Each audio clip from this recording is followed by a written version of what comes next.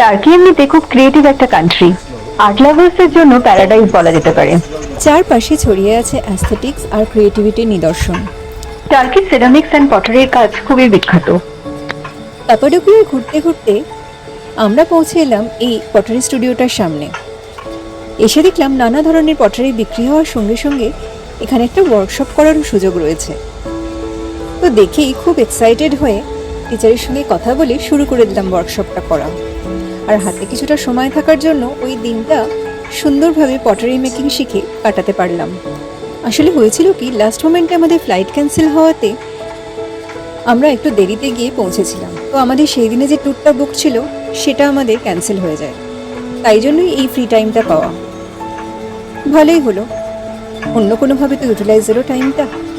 আর turkey এমনিতেই ceramics এবং পটারির কাজের জন্য খুবই বিখ্যাত, তো তারও একটা আইডিয়া অভিজ্ঞতা পাওয়া গেল। এই আর্টিস্ট টিচার খুবই যত্ন করে আমাকে হাতে ধরে পটারি মেকিংটা শিখিয়ে দিলেন। খুব মজা পেয়েছিলাম কাজটা করে। টার্কি ট্রিপের এটা one of the best part আমার জন্য। টিচার সাজেস্ট করলেন এই পটারিটা মিনিমাম 24 আওয়ার্স রোদে ড্রাই হতে দিতে হবে, তবেই আমরা কালেক্ট করতে পারবো। তো আমাদের তো অলরেডি 3 দিনের প্ল্যান ছিল এই ক্যাপাডোকিয়াতে। যেদিন আমরা ব্যাক করলাম তার আগে আমরা এটা কালেক্ট করে নিয়ে এলাম, আর সঙ্গে নিয়ে এলাম একরাশ খুশিতে ভরা নিজের হাতে বানানোই আর্টিফ্যাক্টটা। আর সৌভিক এই পুরোটা সুন্দর করে ভিডিও করে রেখেছিল, তাই ফিরে এসে দেখতে দেখতে আজকে মনে হলো সবার সঙ্গে শেয়ার করি। আশা করি ভিডিওটা সবার ভালো লাগবে। কমেন্ট করে জানাতে ভুলো না।